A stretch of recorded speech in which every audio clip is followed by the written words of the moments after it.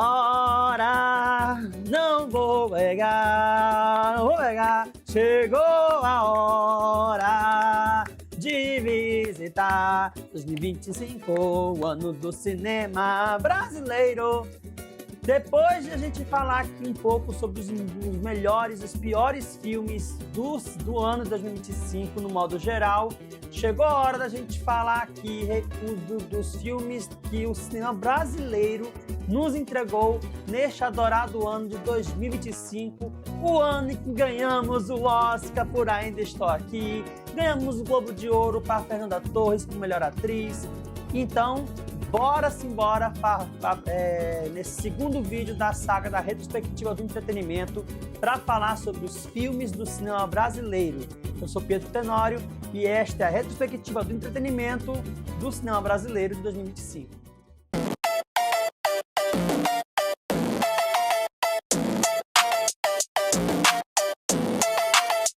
E antes de prosseguir, aquele recado básico de sempre. Se inscreve no canal, ativa o sininho, baixa o central like e não se esqueça de comentar aqui, né, qual filme aqui dessa lista ou algum outro que você assistiu, filme brasileiro, obviamente, você mais gostou ou desgostou. Então, ó, vai comentando tudo aqui embaixo, tá?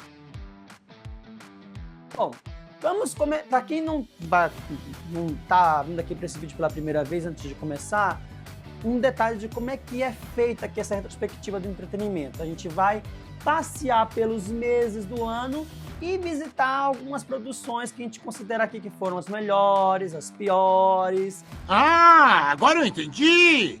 As que ficaram ali em cima do muro. Então a gente vai ficar nesse esquema aqui, tá? E começando agora pelo mês de janeiro, nós vamos começar por dois filmes, um que lançou nos cinemas e o outro que lançou no streaming.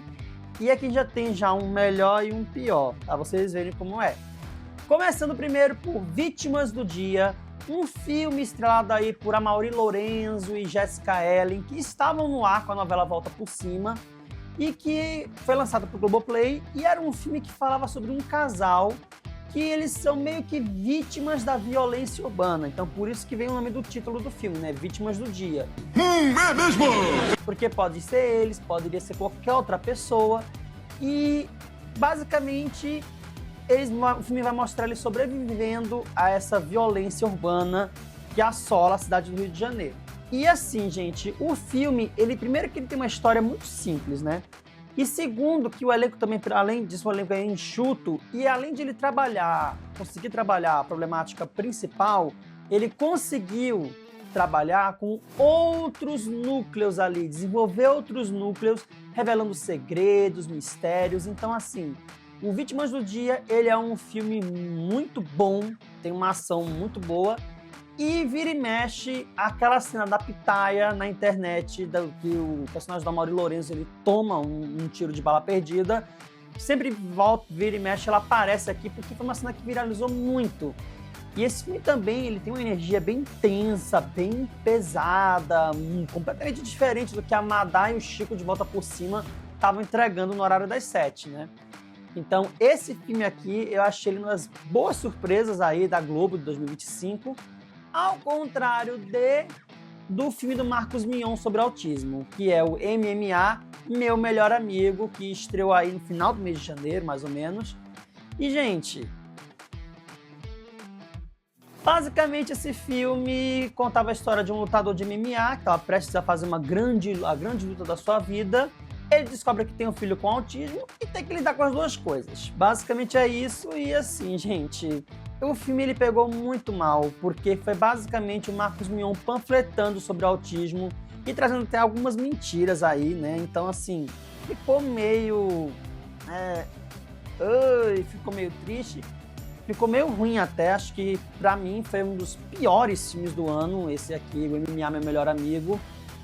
E comparando até com outro filme que fala sobre necessidades especiais, a gente tem, por exemplo, o 90 decibéis, que vai passar em 2026 na Globo, ele vai entrar na retrospectiva do ano que vem, mas, trazendo ele aqui já logo para comparar, o 90 decibéis sabe falar melhor sobre o assunto PCD do que o MMA. Então, assim, foi um dos péssimos filmes de janeiro. Então, meio que deixou um amargor na boca aí, logo no começo do ano, né? Uma péssima entrega da Disney Brasil.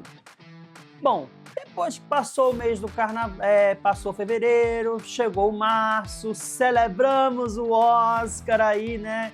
Com Ainda Estou Aqui, o carnaval também, foi uma grande festa maravilhosa, com muitos memes, Alcione e tudo mais.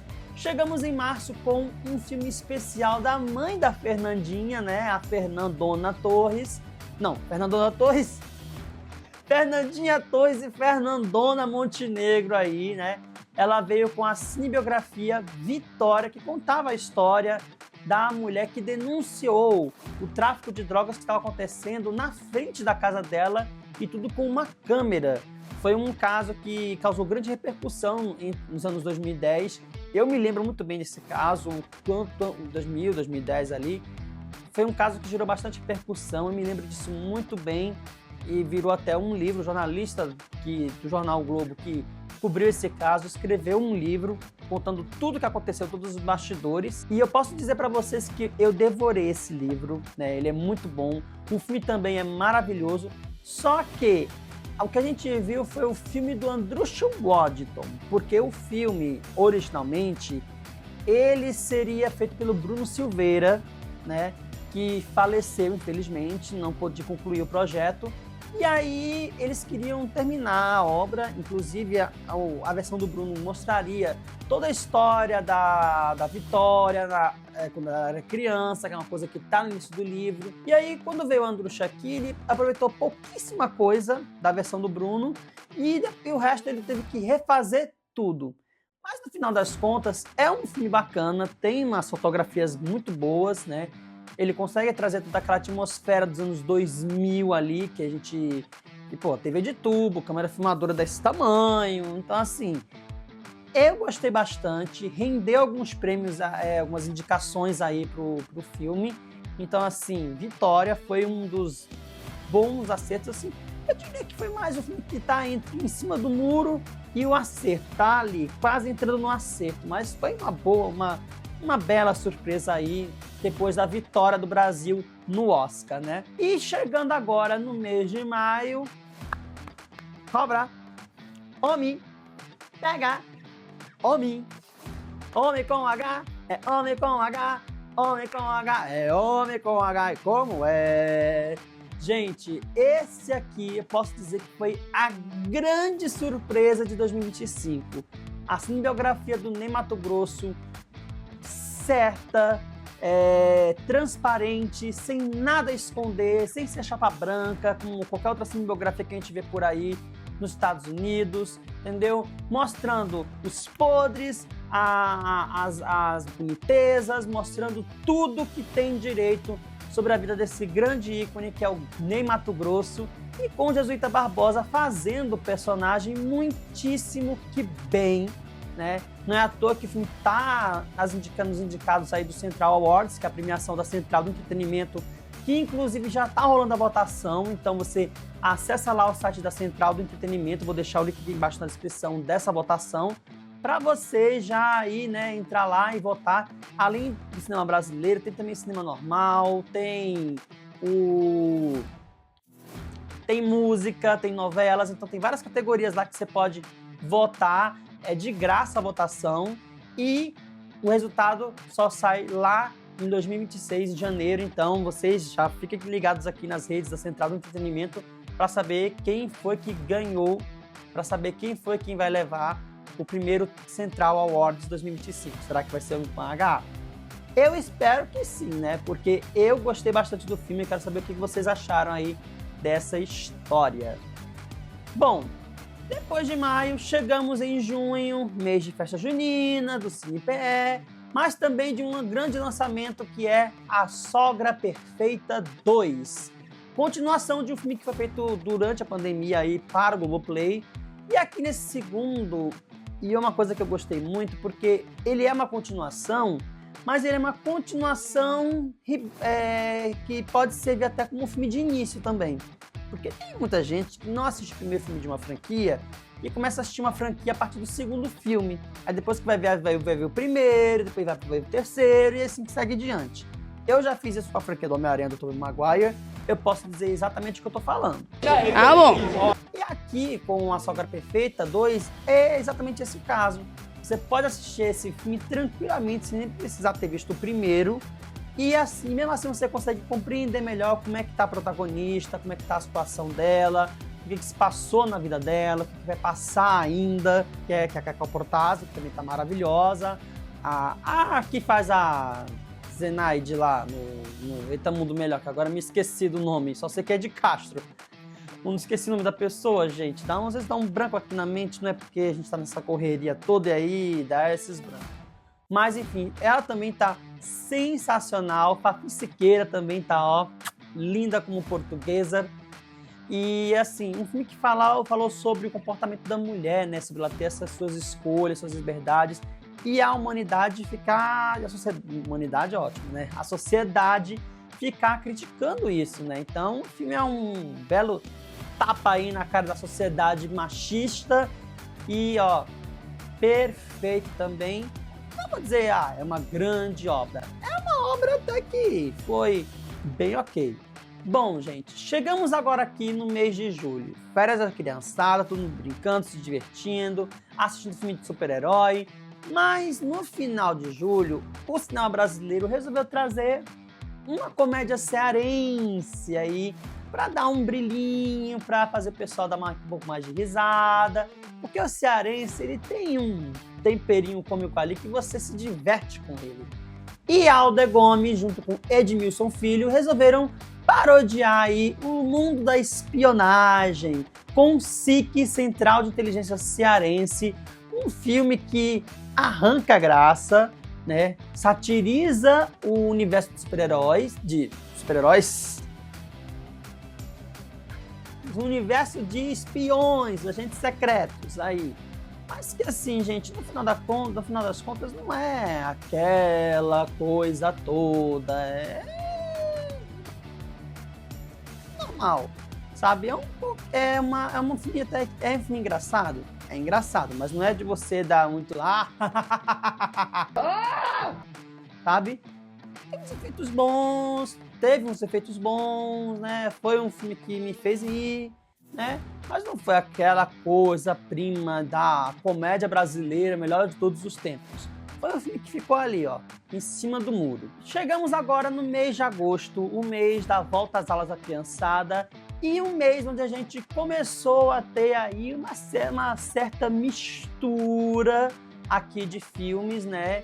Começando primeiro com O Último Azul, né? Filme que trouxe reconhecimento para o Brasil no Festival de Berlim, né? Aí com o Urso de Prata, do pernambucano Gabriel Mascaro. Um filme que falou sobre etarismo na cara dura, falou sobre como que as mulheres que hoje em dia têm 60, 70 anos são mulheres mais livres, que devem sim viver sua liberdade, não ficar presa a depender de filho, a depender de marido, a depender de nada, que vai viver a sua liberdade livre, leve e solta. Denise Weinberg, mais uma vez, sabe, ó, arrebentando a boca do balão. E assim, acho que foi a grande surpresa de 2026. De 2026 é ótimo, né, gente? De 2025 aí, junto com Agente Secreto.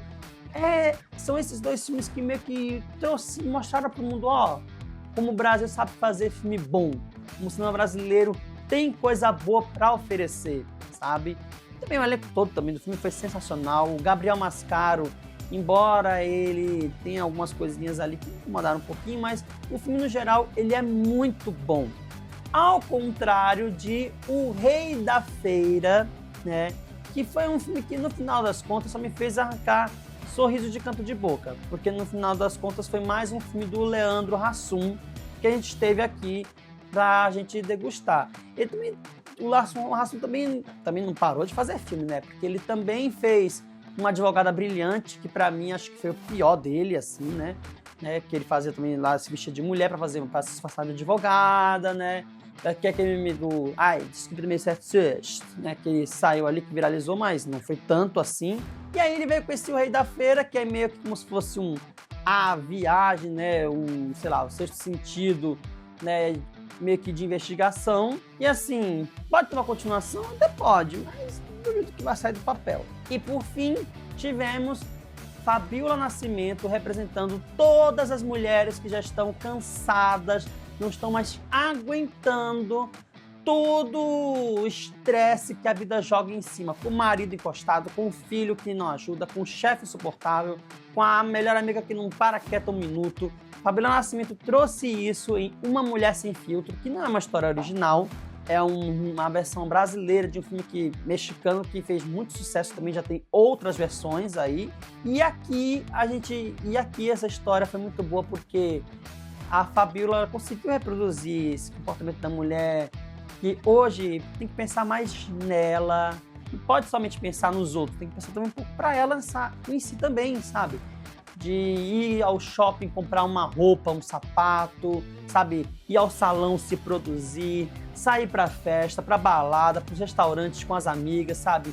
Isso é que eu achei bom do filme e que a Fabiola Nascimento conseguiu entregar muito bem com essa personagem que foge um pouco ali do que a gente já está acostumado a ver da Fabiola. Chegamos agora aqui em outubro, e outubro foi mês pra gente se emocionar e se conscientizar. Primeiro, a emoção que veio com a cinebiografia Maurício de Souza, o filme, onde a gente teve o Mauro Souza fazendo ali, dando vida ali pro próprio pai, quando ele era mais jovem, início de carreira. O bom é que esse filme ele traz aquela mensagem clássica, né, de que nunca desista dos seus sonhos e, assim, deixa tudo muito explicadinho, com uma narração em off que eu vou te dizer que me incomodou muito em vários momentos, que eu achei que não precisava, né?